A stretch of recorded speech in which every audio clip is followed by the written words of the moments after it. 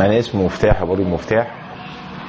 جيت من المنيا مخصوص للدكتور سعد المصري بعد ما سمعت عنه من حد قريب كان عنده حاجه في دراعه، وكان في خلل في دراعه، وكان في حاجه في دراعه، وراح لاكتر من دكتور، فما يعني بجدله علاجه وبرضه العمليه زي ما هي.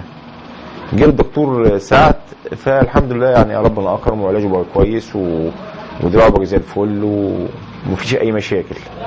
فقلت اروح انا اشوف، انا اجرب، عايز يعني اشوف بقى ايه الطب الجديد دوت، اشوف ايه يعني ده ايه ده بيعمل ايه اللي بيشوف بكف الرجل وبيشوف مش عارف بالرجل، اروح اشوف ولا سماعه ولا حاجه.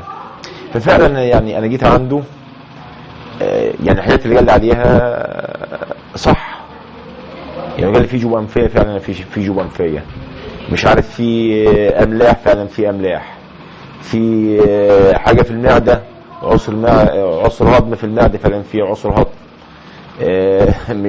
مخلع اسنان ومركب حشو، مخلع اسنان ومركب حشو، يعني حاجات كتير قال لي عليها فعلا دي موجوده عندي.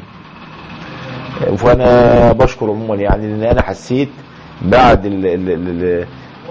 الدور اللي اداها لي او الجلسه اللي اداها لي ان انا كويس وربنا يكرمه.